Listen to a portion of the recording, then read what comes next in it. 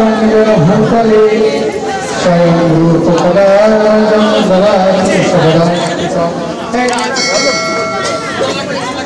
नमो विष्णुपादाय कृष्णकृष्णाय भूतले श्रीमते जयपताका स्वामी नमस्ते सरस्वती देवे गौरवाणी प्रचारिणे निर्विशेष सुप्रभाति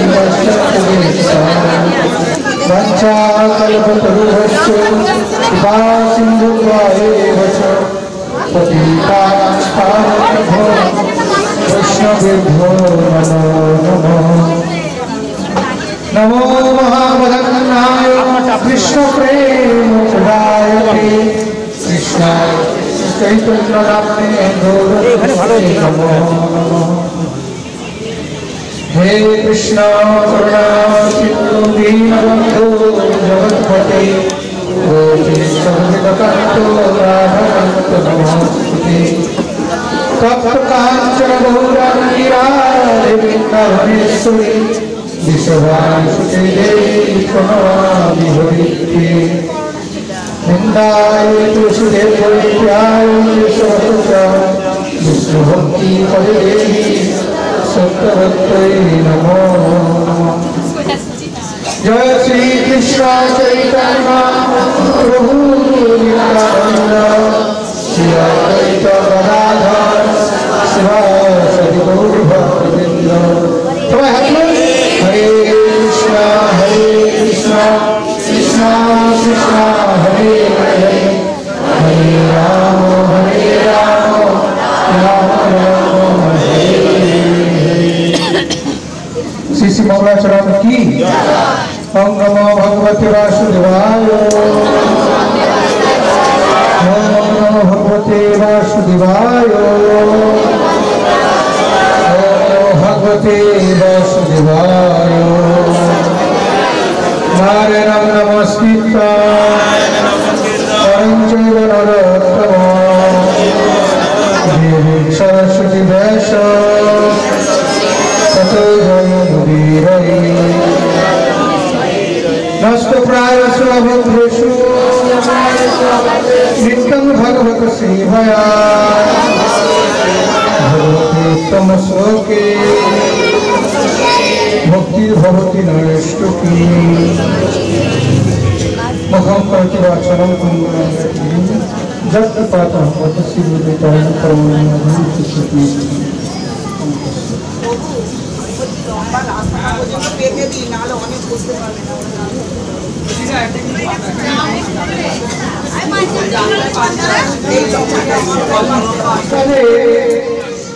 जिन्हीं आध्यात्मिक पारमार्थिक गुरुदेव ताদের नाम জানেন আপনারা সবাই শিল ভক্তি সিদ্ধান্ত সরস্বতী ঠাকুর তো শিল প্রভুপাদ তিনি তার গুরুদেবকে প্রথম দর্শন করে তিনি মনে মনে ঠিক করেছিলেন যে আমি পরবর্তীতে এনার কাছ থেকে দীক্ষা গ্রহণ করব ইনি আমার গুরু হওয়ার যথার্থ ব্যক্তি তাই বিশেষ দিন একজন মহান বৈষ্ণব আচার্য তিনি যিনি আচরণ করে শিক্ষা প্রদান করেন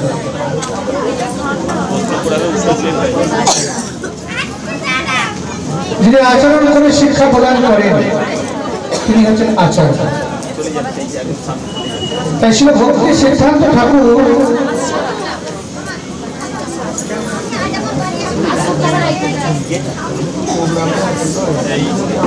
আপনারা এই যে পবিত্র দিনে পবিত্র দিনে স্বাগত হয়েছে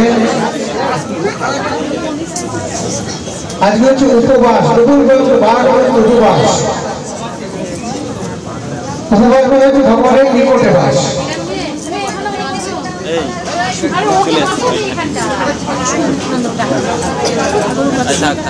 এই পবিত্র পবিত্র দিন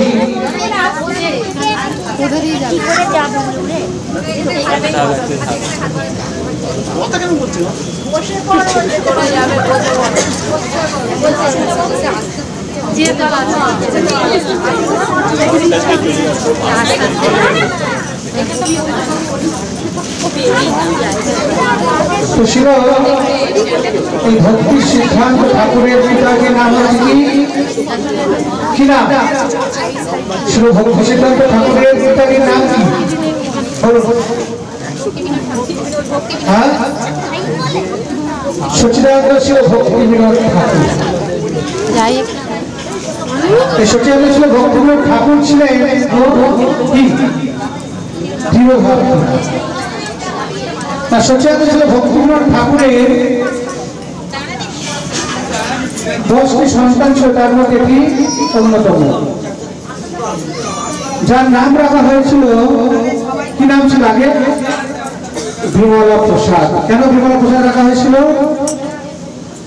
না, জগন্নাথকে সমস্ত কিছু ভোগ অর্পণ করার পরে সেই মহাপ্রসাদ বিমলা দেবীর কাছে যান, আর এই বিমলা দেবীর প্রসাদ তিনি এই জগতে আসেন, যার জন্য তার নাম রাখা হয়েছিল বিমলা প্রসাদ। পরবর্তীতে দীক্ষা নাম হচ্ছে ভক্তি সিদ্ধান্ত সতী ঠাকুর। আর আমরা শুনে আসি যে প্রভুপাদ, ভক্তি সিদ্ধান্ত ঠাকুর প্রভুপাদ, রূপ গোস্বামী পাদ, সনাতন গোস্বামী পাদ, এই যে প্রভুপাদ। আমরা আমাদের ইস্কনের প্রতিষ্ঠাতা আচার্য তার কি তার নামও দেখবেন কি আছে? শিল প্রভুপাদ। প্রভুর চরণে যিনি পূর্ণরূপে সমর্পিত, তিনি হচ্ছে প্রভুপাদ। তো ইনারা ছিলেন প্রভুর চরণে পূর্ণরূপে সমর্পিত। তাই গৌড়ীয় বগরের 64টি মঠ তিনি স্থাপন করেছিলেন কে? ভক্তি সিদ্ধান্ত ঠাকুর। আর এই ভক্তি সিদ্ধান্ত ঠাকুরের অনুগামী তার ভক্তবৃন্দ এবং সারা পৃথিবীময় ছিলেন। সকলে মিলে তিনারা এই উপাধিটা, পৌঁছার উপাধিটা সে ভক্তি সিদ্ধান্ত ঠাকুরকে দিয়েছিলেন। এরকম একদিন নিজে নিজে নিয়েছিলেন। এই উপাধিটা সমস্ত গৌড়ীয় গগনে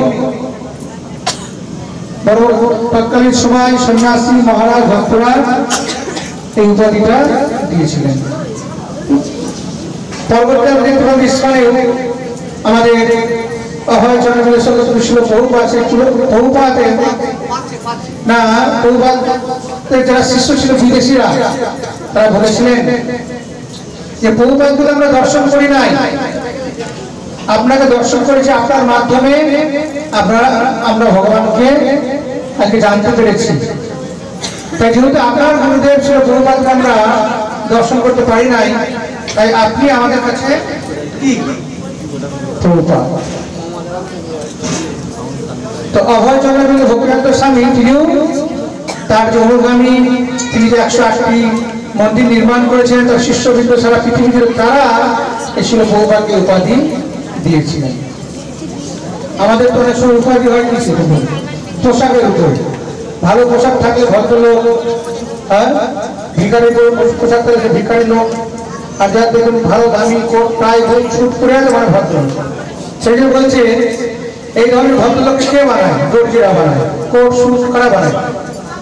টেলার, দর্জি। তাই এদের ভদ্রলোক বানায় কারা? দর্জিরা। ছিল ভক্তি সিদ্ধান্ত ঠাকুর, ছিল প্রভুপাদ, এনাদের আচরণ, যাদের আচরণের মাধ্যমে তারা আজকে আচার্য হয়েছে। তো ছিল ভক্তি সিদ্ধান্ত ঠাকুর, তিনি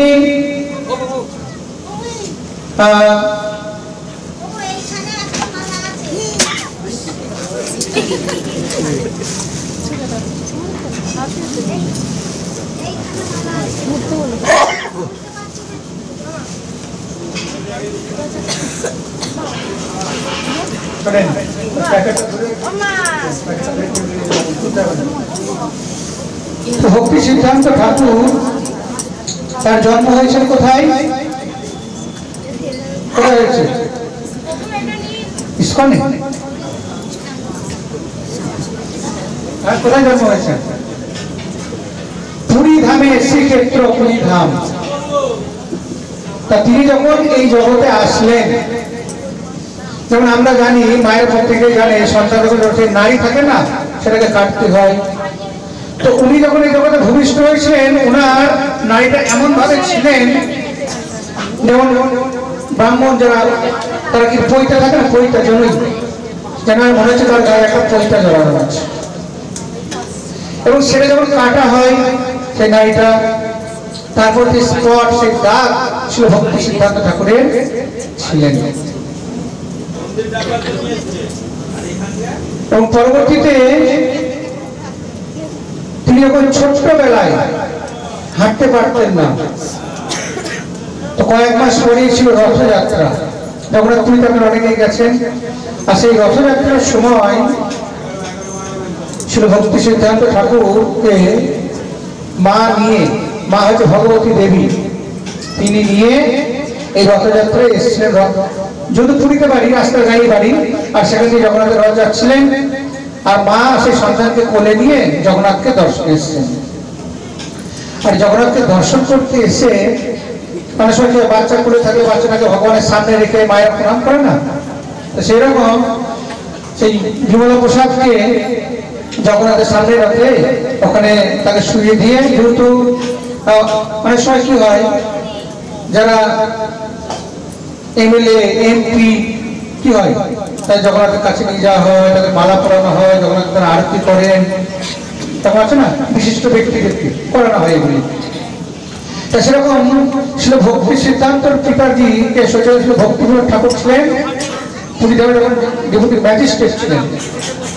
তা যেহেতু তিনি এত বড় একটা পদে ছিলেন, তাই ওনাকেও রথের কাছে নিয়ে গিয়ে তাকে মালা পরানো, তাকে দিয়ে আরতি করানো, এগুলো করছিলেন। আর ভক্তি সিদ্ধান্ত ভগবতী দেবী তিনি তার সন্তান ছোট ছোট বাচ্চা তাকে কোলে করে নিয়ে গিয়ে জগন্নাথের সামনে রেখে তিনি প্রণাম করছেন।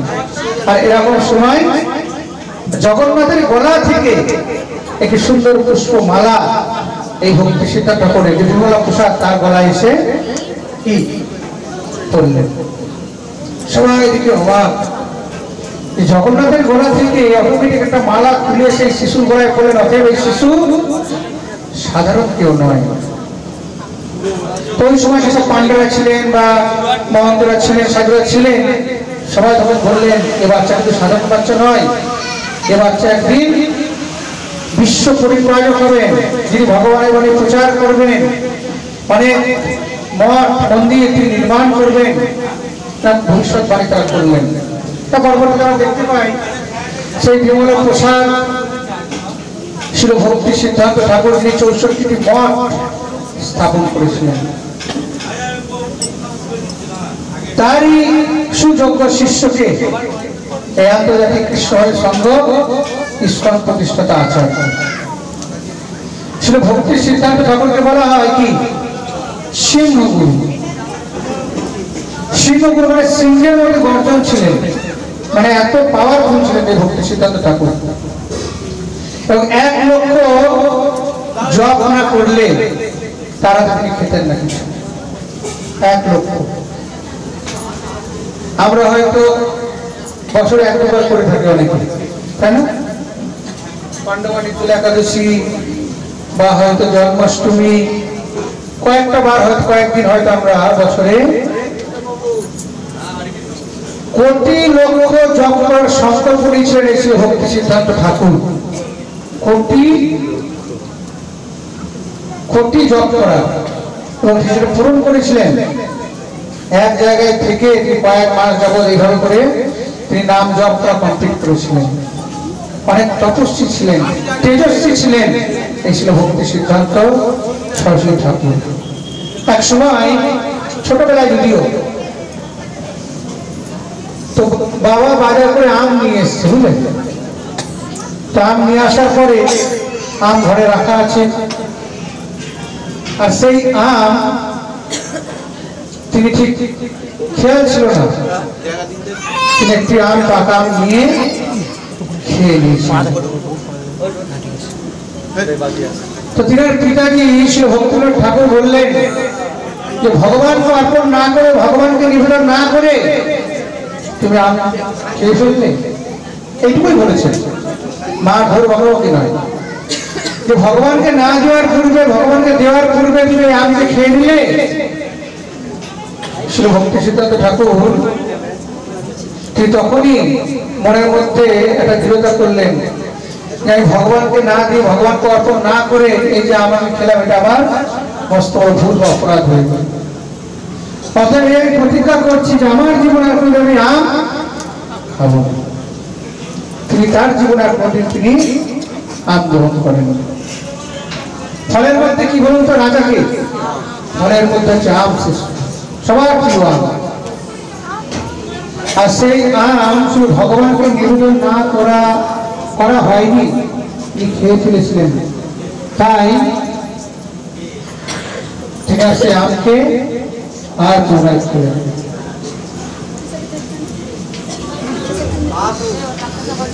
এই হচ্ছে সেই ভক্তি সিদ্ধান্ত শাস্ত্রী ঠাকুর, যিনি তৎকালীন সময় 64টি গৌরী মঠ স্থাপন করেছিলেন। তখন কি পরাধীন দেশ তৎকালীন সময়। আর এই ভক্তি সিদ্ধান্ত ঠাকুর তিনি তখন এক সময় হরি কথা বলছিলেন। আর আমাদের ছিল প্রভুপাদের বন্ধু, কি নাম ছিল? নরেন। নরেন প্রভুপাদকে বলছেন, মানে অভয় চরণকে, যে চলো আগে একটা সাধু এসছে, ভগবানের কথা বলবেন, আমরা দর্শন করে আসি, শ্রবণ করে আসি। তখন এই ছিল প্রভুপাদ অভয় চরণ বলছে, না না আমি অনেক সাধু দেখি, আমি সাধুর কাছে যাবো না। বলছে না, সে সাধু নয়, তুমি চলো, তাকে দর্শন করলে তোমার খুব ভালো লাগবে। অনেক কথা বোঝানোর পরে জোর করে নরেন অভয় চরণকে নিয়ে এসেছিলেন। এই ছিল ভক্তি সিদ্ধান্ত ঠাকুরের চরণে। আর এই ভক্তি সিদ্ধান্ত ঠাকুর প্রভুপাদকে দর্শন করেই বলেছিলেন, তোমার মতো ইংরাজিতে পারদর্শী ইয়ং যুবক, তোমার উচিত পাশ্চাত্য জগতে ইংরাজি ভাষায় এই গীতা ভাগবতের কথা, এই কৃষ্ণ কথা, গৌরাঙ্গের কথা প্রচার করা। একদম এরকম প্রথম দর্শনেই দেখেই তাকে বলেছে, তোমার মতো ইংরেজি ভাষায় পারদর্শী যুবকের উচিত ভগবানের বাণী প্রচার করা। সেই জন্য দেখবেন প্রভুপাদের যখন আপনি গ্রন্থগুলি অধ্যয়ন করবেন, প্রায় জায়গায় প্রভুপাদ লিখছেন যে আজকে আমি যে ইস্কন স্থাপন বলুন বা সারা বিশ্বব্যাপী যে ইস্কনে আপনাদের কৃষ্ণ ভগবানের যে প্রচার ধারা, এখানে আমার কোনো কৃতিত্ব নেই। সম্পূর্ণ কৃতিত্ব হচ্ছে কার? আমার গুরুদেবের। গুরু কৃপাহি কেবল। গুরু কৃপা ছাড়া আমরা কখনো কোনো কিছু লাভ করতে পারি না। জগতে গুরু তো অনেক রকমই আছে, সৎ গুরুর কৃপা লাভ করতে হয়। আজকে ছিল প্রভুপাদ, আপনারা যারা ইউটিউবে বিভিন্ন পুরানো প্রভুপাদের সিনেমা দেখবেন, সেখানে দেখা যাচ্ছে প্রভুপাদকে বিদেশি ছোট ছোট বাচ্চারা, ছেলেমেয়েরা এত ভালোবাসতেন। প্রভুপাদ তাদেরকে এত ভালোবাসতেন যে আপনি কি বলবো, ভাষায় প্রকাশ করা যাবে না। ছোট ছোট বাচ্চারা ছিল প্রভুপাদকে এত ভালোবাসতেন, প্রভুপাদকে নিজে বিভিন্ন প্রসাদ দিতেন, ফুল দিতেন, তার সঙ্গে খেলা করতেন। এরকম ছিল সেই ভক্তি সিদ্ধান্ত ঠাকুর, যাকে বলা হয় সিংহ গুরু। সিংহের মতো গর্জন ছিলেন। আজকে শুভ কি তিরোভাব তিথি, আজকের দিনে থেকে অপ্রকট হয়েছে।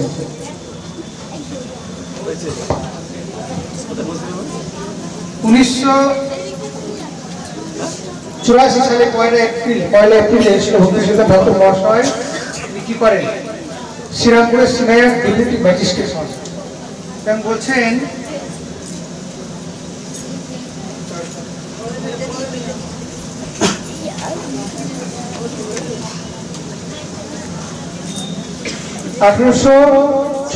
সালে তিনি ফেব্রুয়ারি মাসে ধরাধামে আগত হন এবং বলছে 1881 সালে তিনি কলকাতার রামবাগানে ভক্তি ভবনের ভিত্তিকরণ করে একটি পূর্বদেবের মূর্তি প্রকট হন। 7 বর্ষ বয়স্ক ছিল ভক্তি সিদ্ধান্ত ঠাকুরকে ভক্তিবিনোদ ঠাকুর মহাশয় শ্রী নাম ও মন্ত্র দিয়ে সেই পূর্বদেবের সেবা করতে নির্দেশ দেন। পূর্বদেবের মুক্তি লাভ করেছিলেন এবং বলছেন মানে এত শিক্ষাগত যোগ্যতা, শিক্ষায় এত পারদর্শী ছিলেন যে প্রবেশিকা পরীক্ষা উত্তীর্ণ হওয়ার পর ছিল ভক্তি সিদ্ধান্ত ঠাকুর 1852 খ্রিস্টাব্দে সংস্কৃত কলেজে ভর্তি হন। তিনি লাইব্রেরিতে বসে বিভিন্ন দর্শন গ্রন্থ অধ্যয়ন করেন। এমন সময় তিনি শ্রী যুত পিতৃধর সম্মান নিকট বেদ অধ্যয়ন করতেন। ছিল ভক্তি সিদ্ধান্ত ঠাকুর কলেজে অধ্যয়ন করতে পারলেন না। কলেজ ত্যাগের কারণ সম্পর্কে তিনি আত্মচরিতে লিখছেন যে আমি যদি মনোযোগ সহকারে বিদ্যালয়ের পাঠ ও শিক্ষা করতে থাকি তাহলে সংসারে প্রবেশের জন্য আমার প্রতি যজ্ঞরাশি পূরণ হইবে। আর যদি মূর্খ তা হইলে সাংস্কৃতিক উন্নতির জন্য পবিত্র হইতে কেউ আর প্ররোচনা তাদের প্ররোচনা করবেন না। এখানে তিনি বলছেন যে উচ্চ শিক্ষিত হলে পিতামাতা বলে তুমি একটা চাকরি করো, চাকরি করার মতো কি বলবে, চাকরি করে কি বলবে, চাকরি করে ছেলে মেয়েদের সংসারী হও। তিনি শিক্ষিত ছিলেন, বলছেন যে না আর আমি পড়াশোনা করবো না, তাহলে এইসব সমস্যা আমায় দূরই করতে হবে। ছিল ভক্তি সিদ্ধান্ত ঠাকুরকে বলেছিলেন যে গৃহস্থ হওয়ার জন্য তিনি কি উত্তর দিয়েছিলেন জানেন? তিনি উত্তর দিয়েছিলেন যে আমার গৃহস্থ তো অসুবিধা নেই, কিন্তু কেউ যদি আমাকে একদম কনফার্ম বলতে পারে প্রত্যেকটা সন্তান কৃষ্ণ ভক্ত হবে তাহলে আমি সংসার জীবনে যেতে পারি। কে গ্যারান্টি দেবে সেই সন্তান কি হবে না হবে? তিনি বলেছিলেন।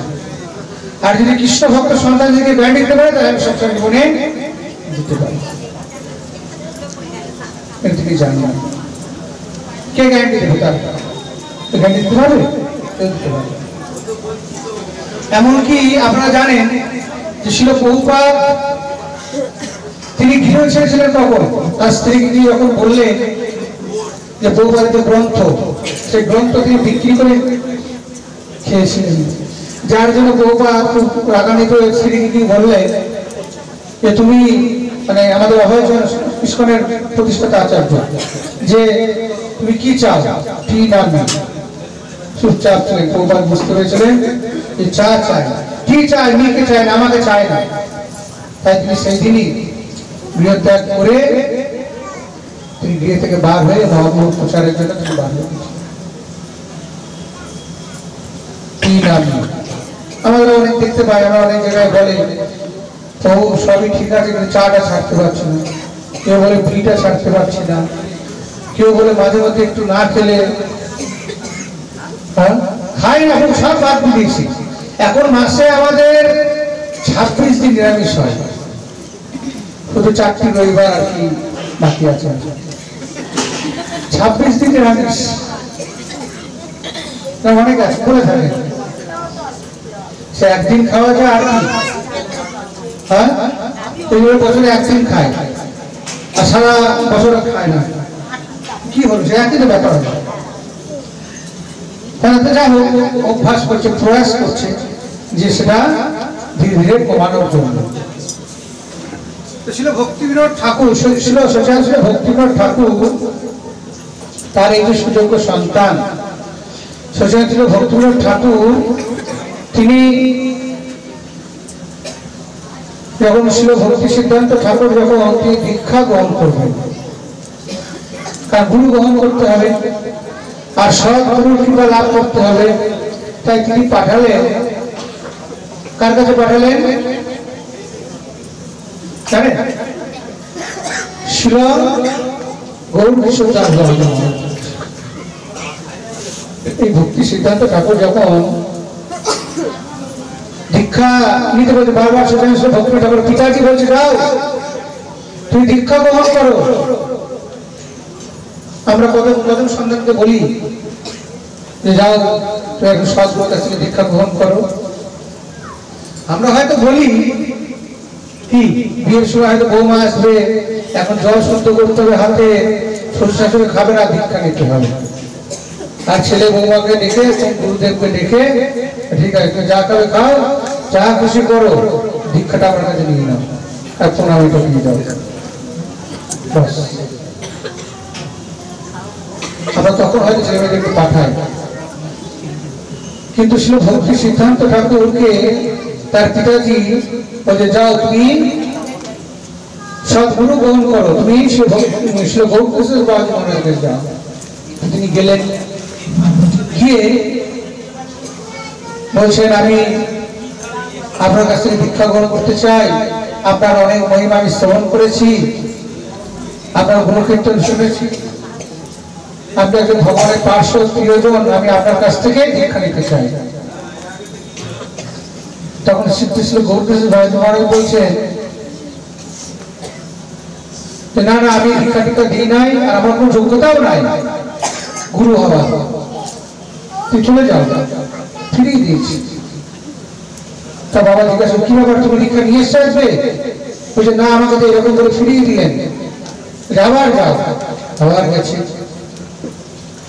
গিয়ে দেখছে সেই গৌরকৃষ্ণ বাবাজি মহারাজের একজন ওনারই একজন ভক্ত গেছে, সুন্দর ড্রেস ব্যাস পোশাক, গলায় চেন, 5টা আঙুলের 10টা আঙুলে 10টা আংটি পরে গেছে। বলছে গুরুদেব গুরুদেব আমি আপনার কাছে দীক্ষা নিতে চাই। বলছে ঠিক আছে হবে, তুমি এক কাজ করো, তুমি দীক্ষা নেবে, আজকে হবে না, তুমি আরেকদিন আসবে। তো আবার একদিন গেছে, তাহলে গুরুজি আপনি এরকম একটা জঙ্গলে এরকম একটা জায়গায় আপনি থাকেন, কোনো রকম কিছু সুবিধা নাই, কোনো ঘর নাই। বলছি না আমার সব কিছু লাগবে না, গুরুজি আপনি আমার বাড়ি ছিল, আমার বড় 5তলা বাড়ি, 2খানা গাড়ি, তারপর সুন্দর সবকিছু ব্যবস্থা আছে। তখন এইরকম বলেছে গৌরকৃষ্ণ বাবাজি মহারাজ খুব রেগে গেছে। আর তখন ওরা গলায় ছিল মোটা সোনার চেন, কারণ আমাদের অনেকের গলায় আছে না, সেই মোটা সোনার চেনটাকে এরকম ধরে টেনে ছিঁড়ে ছুরি ফেলে দিয়েছে। আর যে ছুরি ফেলে দিয়েছে ও তখন গুরুজি চিন্তা বাদ দিয়েছে সোনার চেনটা কোথায় পড়েছে সেটা খুঁজে বেড়াচ্ছে, জঙ্গল তো চারদিকে ফেলে দিয়েছে। খুঁজে যখন পেয়ে গেছে তখন ওনাকে বলছে তুমি আমার সঙ্গে থাকতে চাও না আমাকে সঙ্গে রাখতে চাও? ছিল গৌরকৃষ্ণ বাবাজি মহারাজ তাকে শিষ্যটাকে বললেন, সে বলছে গুরুজি গুরুজি তাই তো বলছে তুমি আমার কাছে থাকতে চাও না আমাকে সঙ্গে রাখতে চাও? তো যারা শুদ্ধ বৈষ্ণব ভক্ত তারা তার বড় বাড়ি আছে গাড়ি আছে সেরকম চিন্তা করেন না, প্রচারের স্বার্থে এরকম সুবিধা ব্যবহার করে থাকে। কিন্তু এই যে ব্যক্তিটা যখন এরকম বললেন যে আমার সুন্দর বাড়ি আছে সেখানে থাকবে, বলছে তোমার অত বাড়ি আমার বড় দরকার নেই, তোমার বাড়ি এত নিচে যে বাথরুমটা আছে বাথরুমের পাশে একটা ছোট জায়গা দিলেই আমাকে বলো। না না বুঝি আপনি কি বলছেন? কারণ সচরাচর ভক্তি ঠাকুর বলছেন জড়বিদ্যা যত মায়ার বৈভব তত তোমার ভজনে বাধা। বৈভব থাকবে কি হবে, বড় যদি বাড়ি থাকে বাড়িটাকে মেনটেন্স করতে হবে, তাই না? একটা ঘর থাকলে একটা ঘরের মধ্যে সে নড়াচড়া করবে, যা কিছু মধ্যে করতে হবে। 5টা ঘর থাকে বলে ধুলা পড়ে যাচ্ছে, এই দেওয়ালটা কেমন হয়ে যাচ্ছে, এই জানলাগুলো কেমন দাগ হয়ে গেছে, কত রকম। 5টা ঘরে তখন চিন্তা করবে একটা জায়গায়।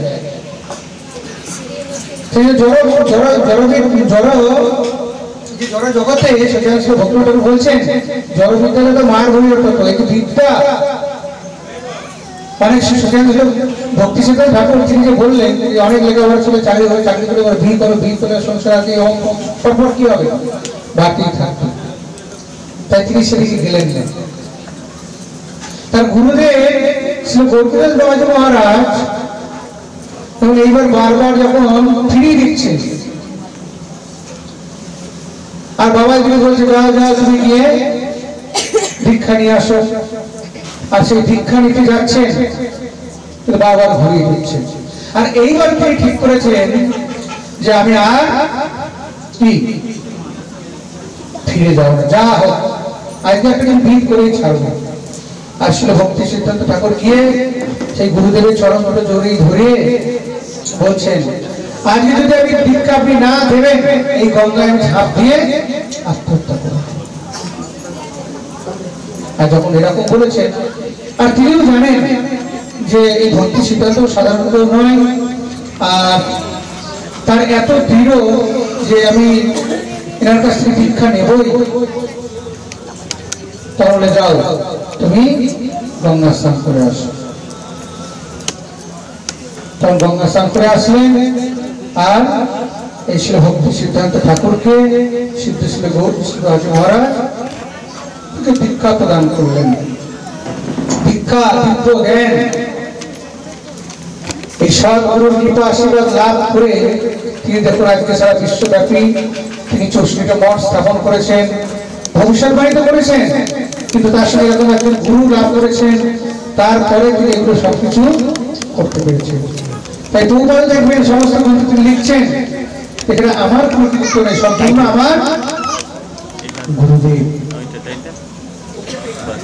আমরা অনেক সময় ভাবি আমি কত ভক্তবাণী ফেলেছি, আমি কত বড় লিডার,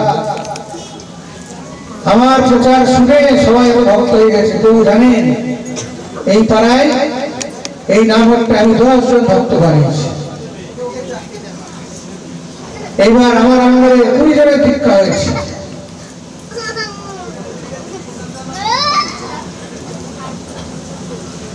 আমাদের যা কিছু হচ্ছে বেচাগুলোর কোনো দাম আছে?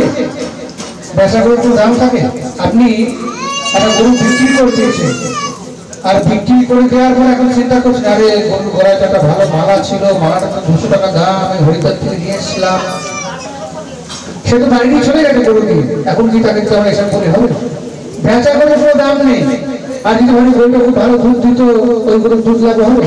এখন সে যাকে বিক্রি করেছে সে তার মালিক, কি যাকে বিক্রি করা হয় টাকা পয়সা কি সে তার মালিক। তা প্রত্যেক বিক্রিত ভক্ত কি বেচা গরুর ভিক্ষা হয়েছে মানে কি সে হচ্ছে বিক্রি হয়ে গেছে কার কাছে? হ্যাঁ বিশাল কার কাছে বিক্রি হয়ে গেছে? গুরুদেবের কাছে। গুরুদেবের কাছে। এই জন্য বলছে ভিক্ষাকালে শিষ্য করে আত্মসমর্পণ, সেই কালে গুরু কারে করে আত্মসমর্পণ। সড়কে আসবো তো সড়ক থেকে মায়াপুরটা যত দূরে হবে সড়কটা তত কি হবে কাছে হবে, তাই না? এখান থেকে মায়াপুর যাচ্ছি, যত সড়ক থেকে দূর হবে তত মায়াপুর আমার কাছে হবে, তাই না? তাই যে যত গুরুদেবের প্রতি সমর্পণ আত্মসমর্পণ করতে পারবে ভগবান তার তত কি হবে কাছে হবে। আমরা গুরুদেবের নির্দেশ পালন করতে পারলে সেটা কি হবে, তার ফলে আমাদের কি হবে ভগবান তত কাছে হবে। সেজন্য বলছি গুরুদেবের কৃপাতে ভক্তি সিদ্ধান্ত ঠাকুর তিনি এত কিছু করেছিলেন, আর ওনার কৃপা আশীর্বাদের ফলে আজ ইসকন প্রতিষ্ঠাতা আচার্য শ্রীল প্রভুপাদ তিনি সারা বিশ্বব্যাপী এত প্রচার প্রসার করলেন।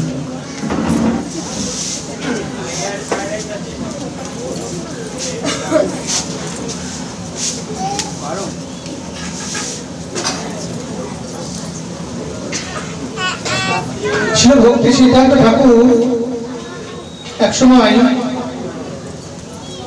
এই ব্রাহ্মণ বড় না বৈষ্ণব বড়,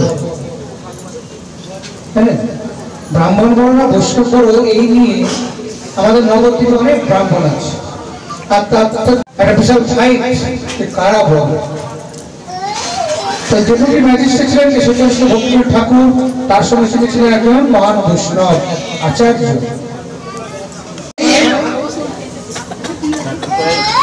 অনেক ব্রাহ্মণ সমাবেত হয়েছেন প্যান্ডেলে, অনেক বৈষ্ণব গরীয় বৈষ্ণব সেখানে উপস্থিত হয়েছেন।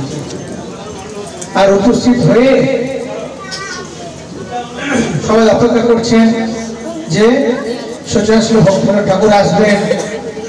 তিনি ঠিক যে বৈষ্ণবের গুণগান, ব্রাহ্মণের গুণগান বা কার কটা গুণ সে সম্বন্ধে তিনি সুন্দরভাবে ব্যাখ্যা করবেন। অতএব বৈষ্ণবরাই জয়লাভ করবেন।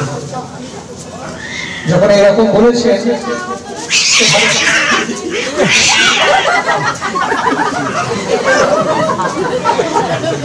তো যখন এরকম বলেছেন তখন এই বিচারটা কে করবে না, ওনারা ঠিক করেছেন যে সচিবানন্দ ভক্তিবিনোদ ঠাকুর আমাদের হয়ে এই আলোচনায় লড়বেন। ঘরে তখন ভক্তিবিনোদ ঠাকুর আসবেন, সব ঠিকঠাক হয়ে গেছে। এমন সময় শ্রী ভক্তিবিনোদ ঠাকুর বলছেন আমার শরীরটা খুব খারাপ। তিনি হঠাৎ করে অসুস্থ হয়ে পড়েছেন। পুত্র বিমল প্রসাদ তিনি বলতে সাহস পাচ্ছেন বাবাকে যে তোমার জায়গায় আমি যাই। তিনি যখন দেখছেন বাবার এরকম অসুস্থ তখন আবার বললেন আচ্ছা আপনার তো শরীর খারাপ, আপনি দিতে পারবেন না, বরং আপনার জায়গায় আমি যাই। তখন সচিবানন্দ ভক্তিবিনোদ ঠাকুর বলছেন তোমার প্রতি ভরসা দিতে তাও এরকম একটা সবাই তুমি যাবে, সবাই কিভাবে নেবেন? বলছে না পিতাজি আপনি চিন্তা করবেন না। তা বাবাকে প্রণাম করে মাতাকে প্রণাম করে আশীর্বাদ দিয়ে সেই সবাই এই ভক্তি সিদ্ধান্ত ঠাকুর গেছিলেন নবদ্বীপে। তখন কি হয়েছে না, ভক্তি সিদ্ধান্ত ঠাকুর যখন বলা শুরু করেছেন প্রথমে ব্রাহ্মণের অনেক গান ছিলেন। ব্রাহ্মণের 9টা গুণ সম দম তপ শৌচম কান্তি মার্জবম এই বছর জ্ঞান বিজ্ঞান আস্থাভঙ্গ কোনো স্বভাব যেমন ভাগবতের শ্লোক আছে। তো এই 9 প্রকার গুণের কথা ব্রাহ্মণের ভক্তি সিদ্ধান্ত ঠাকুর বললেন। ব্রাহ্মণ হচ্ছে সমাজের মাথা, শরীরের মধ্যে মাথাকে বলা হয় ব্রাহ্মণ। সবার হচ্ছে কি হিতাকাঙ্ক্ষী। এরকম ব্রাহ্মণের অনেক গুণগান করলেন এই ভক্তি সিদ্ধান্ত ঠাকুর। আর এই গুণগান করার পরে ব্রাহ্মণরা খুব খুশি। আর বৈষ্ণবরা ভাবছে, গরিবের যত ভক্তরা গেছেন তারা ভাবছে ভাই এই বিমল প্রসাদ তো ব্রাহ্মণের গুণগান করছে, আমরা জানি হয়তো আমাদের কি বলবে বড় শ্রেষ্ঠ করবে, তো ব্রাহ্মণের গুণগান করছে। ব্রাহ্মণ এত মহান, সমাজের মাথা, সবার হিতাকাঙ্ক্ষী। এইরকম বলার পরে তিনি আবার বৈষ্ণবের গুণগান শুরু করেছেন। আর যখন বৈষ্ণবের গুণগান শুরু করেছেন এবার থেকে বৈষ্ণবের ব্রাহ্মণের তো ছিল 9টা গুণ, আর ব্রাহ্মণের বৈষ্ণবের হচ্ছে 26টা গুণ। আর সেই 26টা গুণ নিয়ে তিনি আলোচনা শুরু করেছেন। আর যখন এই বৈষ্ণবদের গুণমহিমা, তাদের সংযমী, তাদের আচরণ, বৈষ্ণবরা যে সবসময় ভগবানকে ছাড়া কিছু বোঝে না। বৈষ্ণবদের মধ্যে যেমন উত্তম হচ্ছে শিবজি, বৈষ্ণব যথাসম্ভু, তা বৈষ্ণব সবসময় দয়ালু, কৃপালু, তারপরে আপনার হিতাকাঙ্ক্ষী, সুহিত, অনেক বৈষ্ণব যখন গুণগান শুরু করেছেন ব্রাহ্মণরা গেছেন সব কি রেগে গেছে, সমস্ত ব্রাহ্মণরা। এখন আমাদের ভালো বলে এখন কি করছেন, সেই ব্রাহ্মণের উপরে যে বৈষ্ণব 26টি গুণ বিভিন্ন গুণে গুণান্বিত, সেই কথা তিনি তখন ব্যক্ত করছেন। সদগুরু গুণ চলে যাচ্ছে, আমাদের এখানকার জন্য রেডি করুন।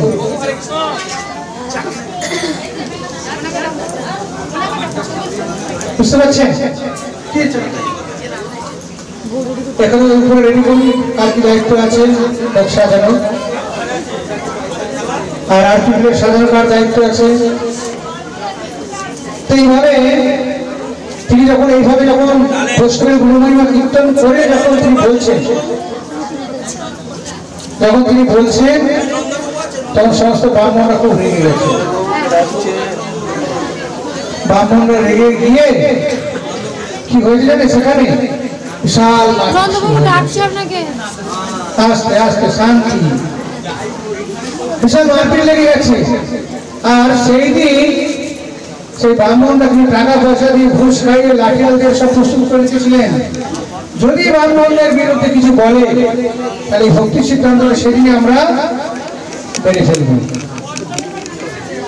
আর এমন মারপিট লেগে গেছে, আগে থেকেই প্রস্তুত নিয়েছিলেন, বৈষ্ণবরা ভক্তরা তো জানতেন না। আর তারপরে মারপিট লেগে গেছে, আর সবার টার্গেট ছিল ভক্তি সিদ্ধান্ত ঠাকুরকে।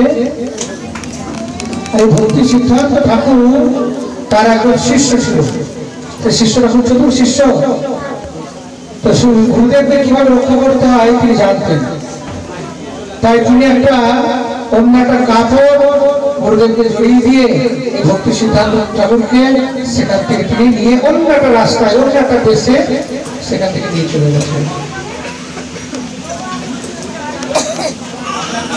জীবনে তিনি অনেক কিছু সহ্য করেছেন।